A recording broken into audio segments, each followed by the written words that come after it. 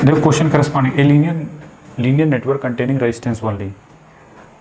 अब यहाँ पे लीनियर नेटवर्क है और रेजिस्टेंस क्या है, कंटेनिंग सिर्फ उस लीनियर नेटवर्क में रेजिस्टेंस है। तो एक चीज़ तो एक ये भी कर सकते हैं कि V और I में कैसा रिलेशन होगा, V प्रोपोर्शनल टू I। अच्छा, फिर इफ VS 2 वोल्ट है तो IS 4 एम्पियर है तो I is found to be 8। ठीक है, तो ये बताइए पहले लीनियर नेटवर्क बनाते हैं, इसी को कर सकते हैं। ये बना हुआ जो है रेजिस्टेंस है।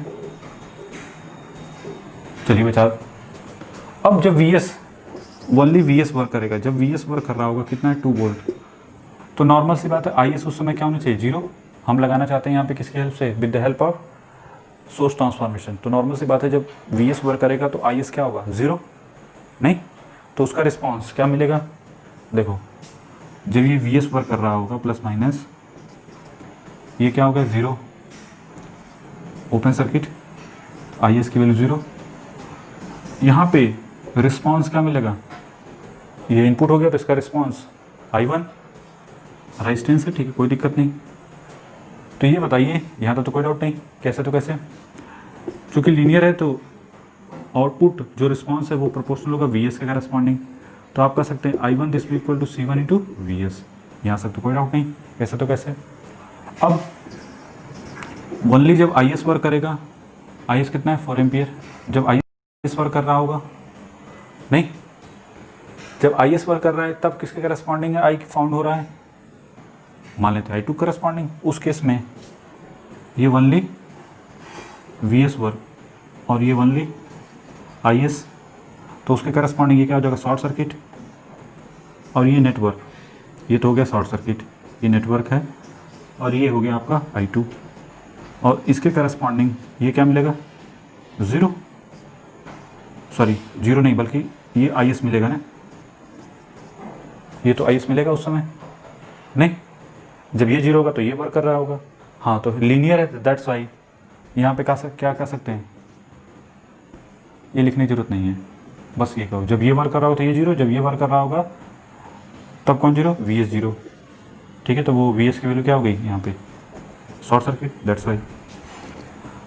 और चूंकि लीनियर है तो I2 is proportional to IS, तो I2 किसके करस्पॉन्डिंग होगा, C2 इंटू IS, ऐसा लिख सकते थे, नहीं। अब ये बताइए, तो इनका लीनियर कॉम्बिनेशन जो बनेगा, आउटपुट जो बनेगा वो I this equal to I1 plus I2। तो I की वैल्यू C1 इंटू VS और ये हो गया C2 इंटू IS। ये फाइनली हमको एक इक्वेशन मिल गया। अब इस इक्वेशन की हेल्प से देखो, इस इक्वेशन की हेल्प से देखो, जब VS 2 वोल्ट है, ये 4 एम्पियर है, तब 8 है, तो उससे C1 C2 मिल जाएगा, नहीं, मिटा दें इसको। देखो पहले देखते हैं इसके करस्पॉन्डिंग, VS की वैल्यू इसमें 2 पुट कर दो और I की वैल्यू कितना 8, तो 8 this equal to 2 into C1 plus 4 into C2। इसको और छोटा करना चाहो तो 4 this equal to C1 plus 2C2, equation number 1। फिर इसमें यही अप्लाई कर दो, इसमें वैल्यू पुट करो, कितना है 0 this equal to minus 2C1 plus 4C2। यहाँ से तो और इजी हो जाएगा, C1 की वैल्यू 2C2, ये वैल्यू पुट करेंगे तो 4C2 दिस इक्वल टू 4, तो 4C2 दिस इक्वल टू 4, तो C2 की वैल्यू 1, और इसमें वैल्यू पुट कर दो तो C1 की वैल्यू कितनी मिलेगी 2, तो C1 और C2 हमको कितना मिल गया, C1 की वैल्यू 1 और C1 की वैल्यू 2 और C2 की वैल्यू 1 मिल गई। ठीक है, अब जो पूछा है I the value of I when VS की वैल्यू इतनी और IS की वैल्यू इतनी है, तो I की वैल्यू क्या होगी, इसको हम हटा देते हैं, बस पुट कर दो। तो ये बताइए C1 C2 मिल गया, तो पहले तो ऐसे C ऐसे लिख लो, C IS C1 मतलब 2 इंटू VS प्लस IS। अब इसके करस्पॉन्डिंग I की value 2 into 1 plus 2 that is 4 ampere. Which one is correct, D is the correct option. ठीक है, यहाँ तो कोई डाउट नहीं होना चाहिए, कैसे तो कैसे बना लो इसको, बहुत सिंपल है। क्वेश्चन में जैसा बोले, अब देखो इस टाइप का क्वेश्चन आ गया, अब समझ नहीं आता सर किससे करें, तो with the help of superposition से ही ये कर सकते हैं, इसका आंसर निकाल सकते हैं। नहीं, क्योंकि देखो दिया हुआ है, ये दोनों दिया हुआ है, आई इतना दिया हुआ है, इसके करस्पॉन्डिंग आई ये दिया हुआ है। द वैल्यू ऑफ आई हमको डिटरमाइन करना जब वी एस की वैल्यू इतनी और आई एस की वैल्यू इतनी, तो कभी कभी ये पूछ देता है, रिलेशन ही पूछ देता है। तो बेसिकली वो क्या है, हमको C1 और C2 जो अल्फ़ा बीटा हम डिटरमाइन करते थे वही है। नहीं, x1 दे रहे हैं, x1 x2, तो उसके करस्पॉन्डिंग जो आउटपुट मिल रहा है y1 y2। अगर x की वैल्यू अल्फ़ा इंटू x1 है प्लस बीटा इंटू x2 है, तो वहाँ पे रिस्पॉन्स क्या मिलता था, याद करो, जो y लिखते थे तो y की वैल्यू किसके करस्पॉन्डिंग होती थी, alpha into y1 plus beta into y2। वही चीज़ तो यहाँ पे भी है। नहीं, तो उसके करस्पॉन्डिंग ये आंसर आ गया। ठीक है, खैर अब थोड़ा थ्योरी ज़्यादा क्लियर हो गई होगी, बना लो।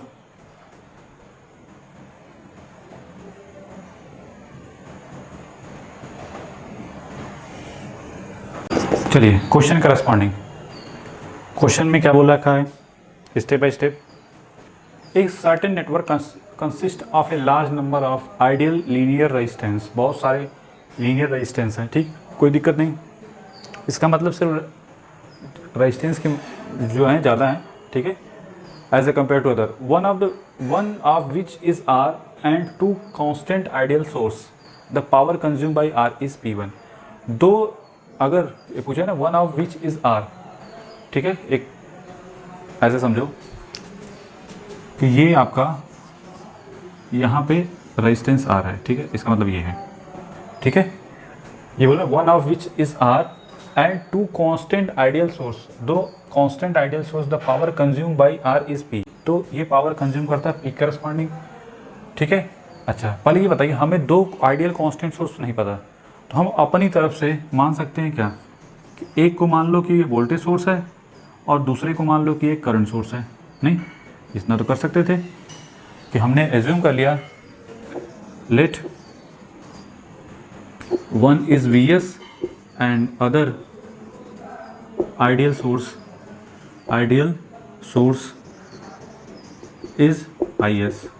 ये भी आइडियल ही है, ये मान में मत रखना कि ये प्रैक्टिकल आइडियल सोर्स नहीं है, तभी तो हमने सिर्फ Vs और Is दिखाया है। नहीं तो इसमें सीरीज में रेजिस्टेंस दिखाते, इसके पैरेलल में रेजिस्टेंस दिखाते। नहीं, अब ये बोला है the two constant ideal source, the power consume by are is P। जब P1 पावर ये कंज्यूम करता है ओनली,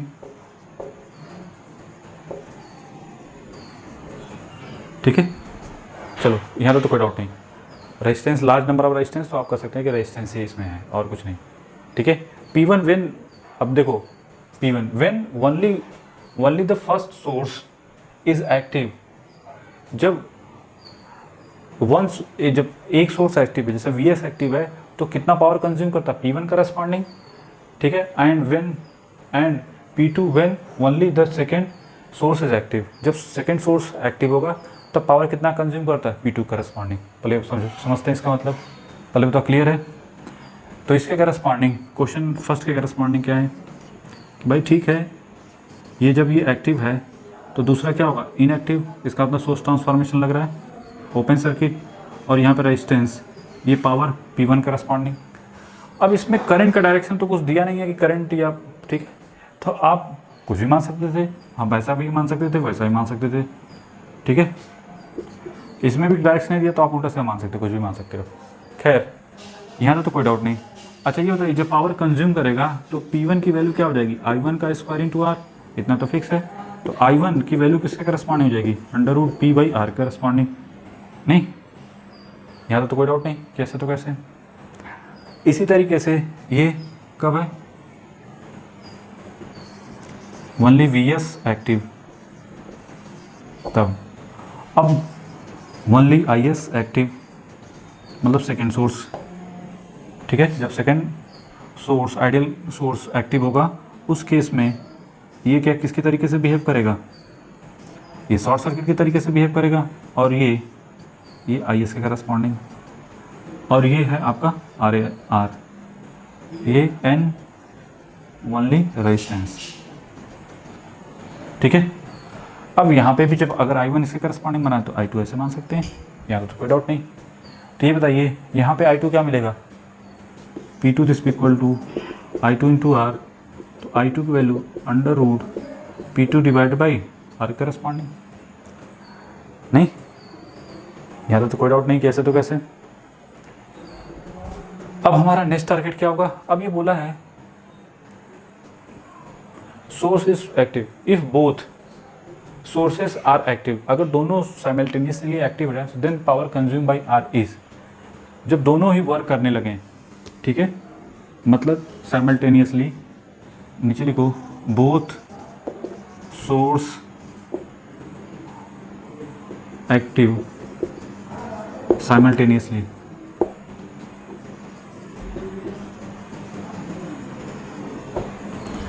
तो सुपरपोजिशन थ्योरम करस्पॉन्डिंग क्या हो जाएगा, i this equal to i one plus i to.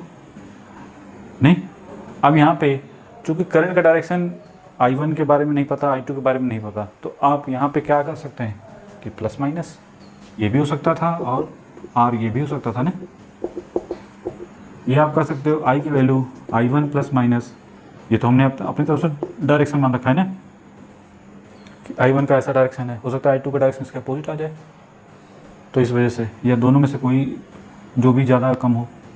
फिलहाल यहाँ तो कोई डाउट नहीं। अब कुछ नहीं, सिंपली P की वैल्यू किसके करस्पॉन्डिंग होती है, आपको पता है कि आई स्क्वायर इंटू आर, ठीक है, I square into R corresponding, तो आप ऐसे भी कर सकते हैं I one plus minus I two का होल स्क्वायर इंटू आर, ठीक है। अब ये वैल्यू यहाँ पे पुट कर देते हैं, ये जो वैल्यू है आई वन की वैल्यू किसके करस्पॉन्डिंग है, under root P by R, P one by R plus minus under root P two by R का होल स्क्वायर इंटू आर, तो फाइनली क्या मिलेगा, ठीक है, कुछ इस टाइप का मिलेगा कि नहीं मिलेगा, ठीक है। तो ये हो गया हमारा कि जो पावर आएगी in the terms of P1 P2 कैसी होगी, लाइक दिस वन, तो which one is correct, C is the correct option. नहीं, यही तो मैच कर रहा है इससे, तो क्वेश्चन को स्टेप बाय स्टेप करना पड़ता है, ठीक है, तब आंसर आ जाएगा। बना लो इसको।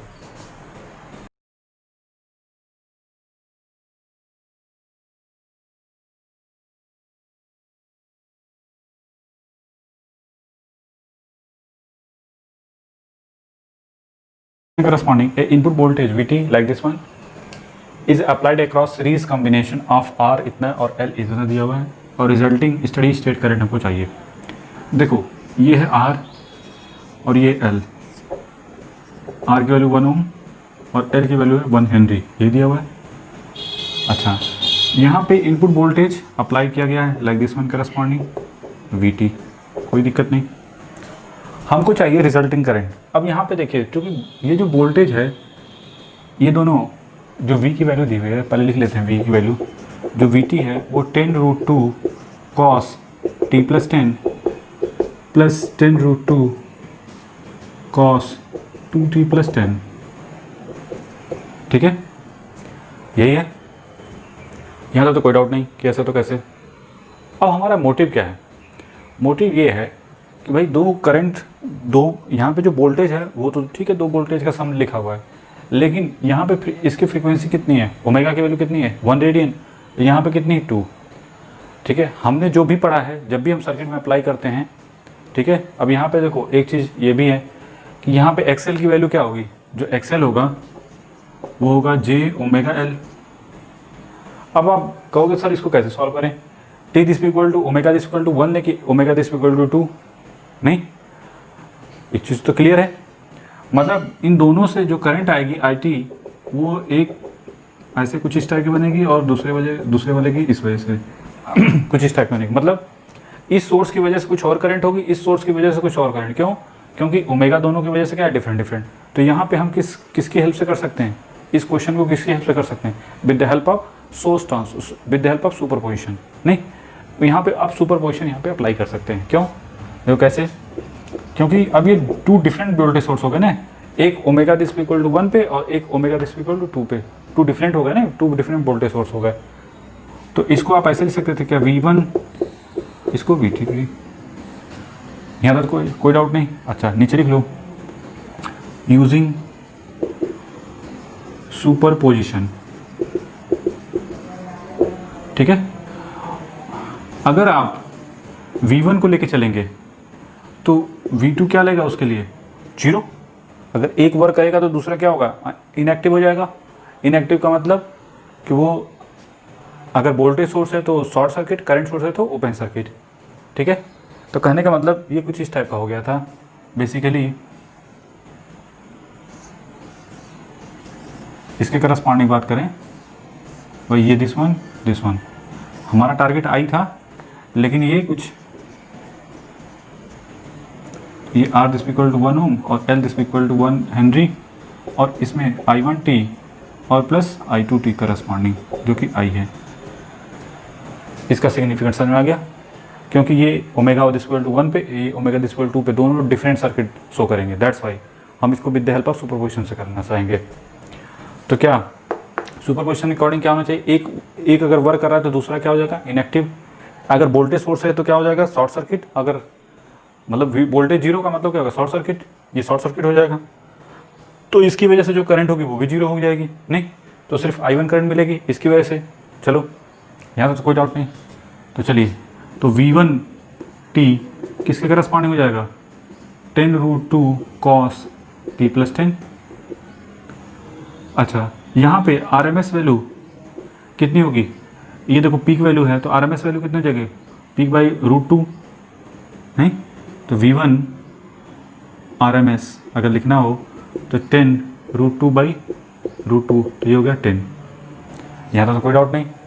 और ओमेगा कितना है यहाँ पे, 1 रेडियन पर सेकेंड करस्पॉन्डिंग, यहाँ तक तो भी कोई डाउट नहीं। अब इसको फेजर फॉर्म में लिखेंगे तो क्या होता है, V1 की RMS वैल्यू ने बताया था एट द एंगल। अब यहाँ पे कौन सा एंगल, देखो t + 10 है तो इसलिए 10 लेके चलो, तो ये क्या हो जाएगा, जो भी है इसकी value 10 eight the angle 10 degree, नहीं वोल्ट हो गया। अब व्हाट अबाउट Z, Z1 की वैल्यू किसके करस्पॉन्डिंग है, R + j ओमेगा L। तो R की वैल्यू कितनी है, 1 + j ओमेगा रेडियन 1, तो L की वैल्यू कितनी है 1, तो 1 + j के करस्पॉन्डिंग। इसकी वैल्यू कितनी हो जाएगी, ये आएगा √2 एट द एंगल 45 डिग्री। ठीक है, तो करंट कितनी हो जाएगी, I1 वो कितना हो जाएगा, 10 eight the angle 10 divide by √2 eight the angle 45, मतलब 10 by √2 eight the angle -35 degree, नहीं तो ये जो वैल्यू आएगी ये कौन सी होगी, दैट इज RMS। अगर इसको पीक वैल्यू लिखना हो तो I1 पीक IRMS इंटू √2, तो ये कितना हो जाएगा 10, पीक वैल्यू ये होगी। अब फिर से वापस से, जैसे चूंकि हमको ये फेजर में ये जो किसमें दिया था, टाइम डोमेन करस्पॉन्डिंग दिया हुआ है ना, ये टाइम डोमेन करस्पॉन्डिंग, तो इसको फिर से टाइम डोमेन में बनाना पड़ेगा। तो I1t क्या हो जाएगा, I1 की पीक वैल्यू कितनी है 10, ये क्या है, जो भी है कॉस है तो कॉस t + 10, आपने t सॉरी 10 लेके चले थे ना। देखो अगर हम 0 लेके चलते हैं यहाँ पे, अगर देखो एक सेकंड ये भी माइंड में रखना है, अगर इसको 0 लेके चलते तो t + 10 में जो भी यहाँ पे एंगल आता है उसको ऐड अप कर देते, नहीं पोलरिटी के साथ, माइनस है तो माइनस के साथ, प्लस है तो प्लस के साथ। लेकिन हम इसको रेफरेंस लेके चले, मतलब 10 को लेके चले थे, तो यहाँ पे इसका मतलब क्या हो जाएगा कि t माइनस जो भी वैल्यू यहाँ पे आई -35। ठीक है, तो ये हो गया हमारा कौन सी value, that is study state पे 10 cos t -35, ये I1 करस्पॉन्डिंग आ गई। ठीक है, तो I1 यहाँ पे लिख लेते हैं कि I1t एट स्टडी स्टेट, पूछे ना स्टडी स्टेट करंट IT, ये तो IT निकालना, मतलब अभी I2 भी निकालना पड़ेगा। तो I1t that is 10 cos t -35 ampere. ठीक है, ये तो हो गया होगा। अब लेंगे किसके करस्पॉन्डिंग, जब ओनली V2 कंसीडर करेंगे तो V1 क्या हो जाएगा 0। उस केस में V2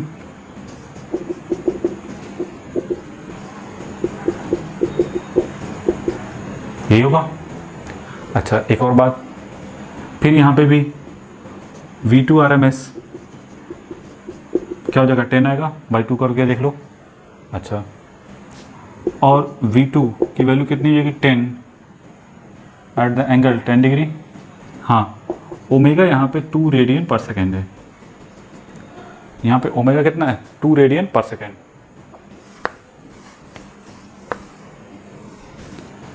तो बताइए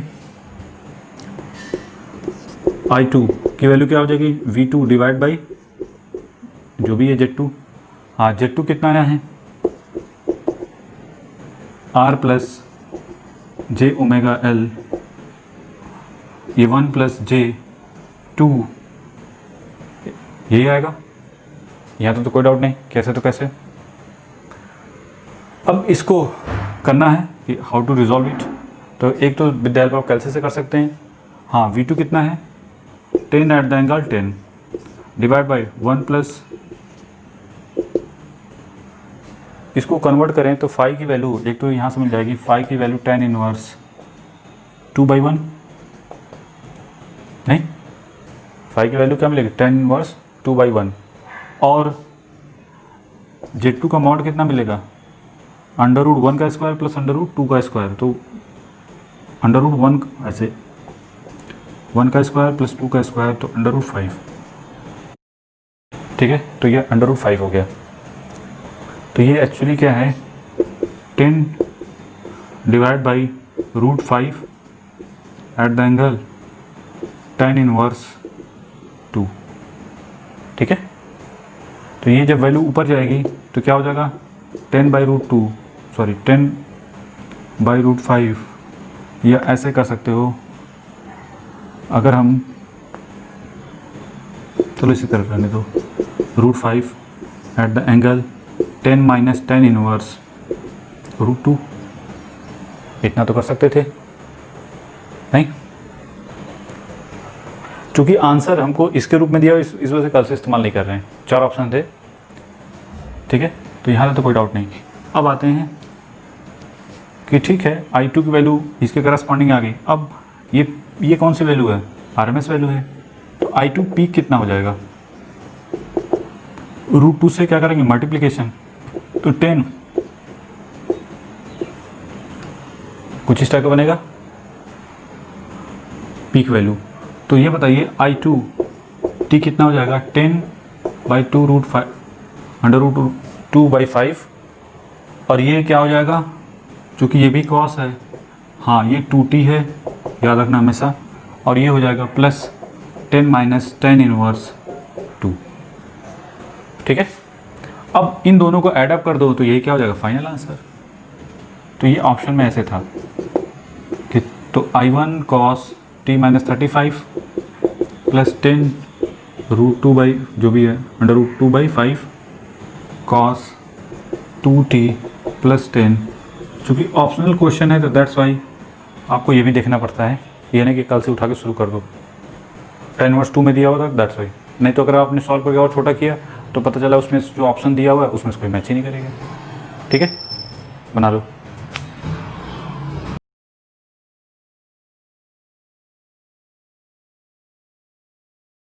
हमारा टारगेट क्या है V को डिटरमाइन करना, हमारा जो मोटिव है वो किसके करस्पॉन्डिंग है V को V पर फोकस करना with the help of superposition. तो चलिए वैसे तो किसी भी थ्योरम से निकाल सकते हैं, लेकिन अगर मेंशन कर दिया कि with the help of superposition तो सुपरपोजिशन से ही करना पड़ेगा। क्या कर सकते हैं, जब एक वर्क कर रहा होगा तो पहले तो ढंग से लिखो, इस V के करस्पॉन्डिंग करना है तो 1 को हम ऐसे लिख सकते थे क्या 1 एट द एंगल 0, इसको भी 1 एट द एंगल 0 वोल्ट। अच्छा, और इसको भी और छोटा कर सकते थे, देखो पहले तो छोटा करके इसको देखो, माइनस है ये प्लस है तो माइनस ये हो जाएगा माइनस, ऐसे बना दो, कहीं दिक्कत हो तो -j ओम, थोड़ा सा तबीयत सही रहेगी। अब इसको किसी भी मेथड से कर सकते हैं नहीं, अब जब एक वर्क कर रहा होगा तो दूसरा इनएक्टिव हो जाएगा,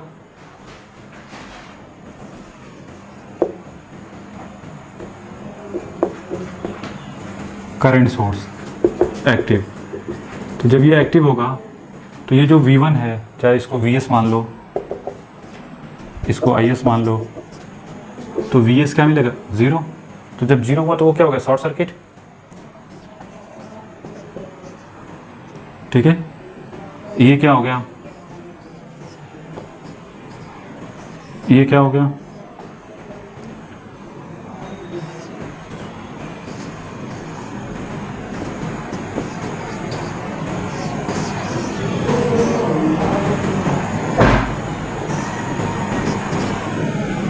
वन एट द एंगल 0। अब बताइए ये शॉर्ट सर्किट हो गया, हमको इस पे वोल्टेज फाइंड करना है, ये करंट है, ये सिंपली कुछ इस टाइप का हो गया क्या, देखो 1 एट द एंगल 0, यहाँ पे जो भी है VS रहने दो,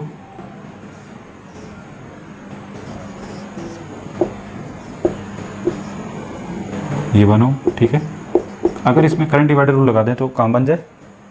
I1 की वैल्यू किसके करस्पॉन्डिंग हो जाएगी, I1 दिस इक्वल टू, देखो पहली बात ये इसके अपोजिट, तो 1 एट द एंगल 0 प्लस में रहेगा इनटू इसके सामने वाले का रेजिस्टेंस जो भी है इम्पीडेंस डिवाइड बाई 1 प्लस जे। इस करके छोड़ दो।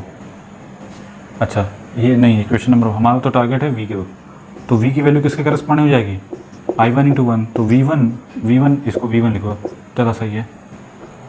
तो V1 की वैल्यू क्या हो जाएगी, J डिवाइडेड बाई 1 प्लस जे। ये कब है, जब हमने किसकी हेल्प से जब हमने IS को क्या मान लिया था, इनएक्टिव, सॉरी एक्टिव, और VS को इनएक्टिव, ठीक है, VS को 0। अब नीचे लिखो नेक्स्ट, VS एक्टिव, IS क्या हो जाएगा, इनएक्टिव मतलब 0। IS की वैल्यू 0 का मतलब क्या हुआ, इसी में देख लेते हैं। IS 0 का मतलब ओपन सर्किट, काम खत्म इनका। और यहाँ करस्पॉन्डिंग वोल्टेज कितना हो जाएगा, V2 मान लो, नहीं। अब हमारा टारगेट क्या, V2 को डिटरमाइन करना। अब कैसे डिटरमाइन कर, जिससे चाहो उस मेथड से अप्लाई करके कर सकते हो, ठीक है। पहले बता क्लियर है कि नहीं, ये बन गया होगा। तो पहले V2 को ढंग से V1 को ढंग से लिख लेते हैं। V1 की वैल्यू हो गई J divide by 1 plus J,